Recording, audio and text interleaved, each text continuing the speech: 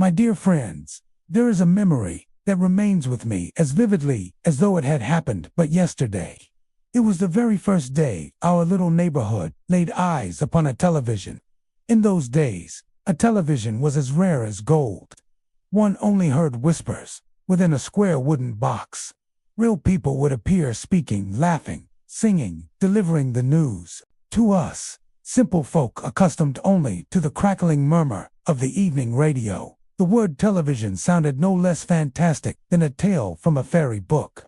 Then, one late afternoon, the news spread swifter than the wind. Mr. and Mrs. Thompson had purchased a brand new television. At once, the whole neighborhood seemed to burst into festival. Some gossiped at the general store.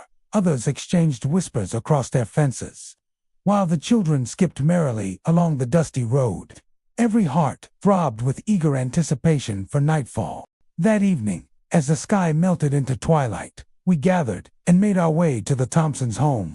I can still recall peering through the window and glimpsing the faint glow within, as though some great secret was waiting to be unveiled. And then, we stepped into that modest little parlor. There, in the corner of the room, stood a gleaming wooden chest, the fragrance of freshly cut timber still upon it. In its front was the tiniest of screens, no larger than a handkerchief. Yet to us it seemed a window flung wide open to another world. Beneath it, the silver knobs glittered beneath the soft lamplight. We gazed upon that box with the reverence one affords to a sacred treasure. Mr. Thompson bent down, his old hand steady, and turned one of the knobs ever so gently. Rear, a strange, trembling noise filled the air, rising and falling like the distant murmur of the sea.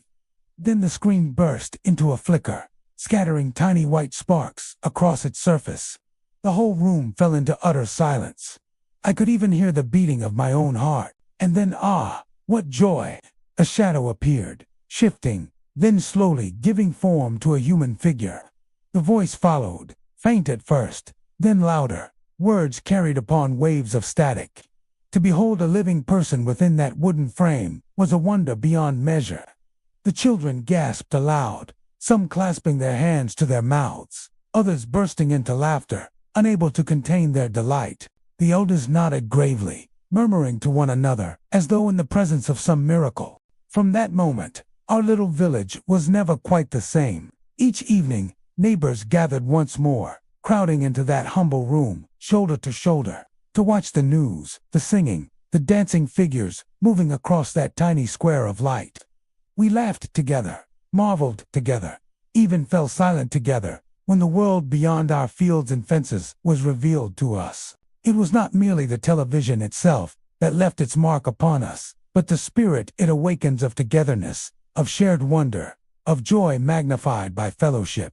For in that parlor, where the glow of the screen mingled with the glow of our hearts, we learned that happiness, true happiness, is never found in solitude, but in the warmth of company, in voices raised in unison, in eyes that sparkle side by side. Even now, when I close my eyes, I can see that little screen flickering in the dim light, and the faces, the faces, lit not only by its glow, but by the laughter and awe they held. That night taught me a lesson I have never forgotten, that the simplest pleasures, when shared, become treasures greater than gold. So I ask you, my friends, do you still remember the first time you gathered around a television? Do you still recall the joy, not of the picture itself, but of the people sitting beside you?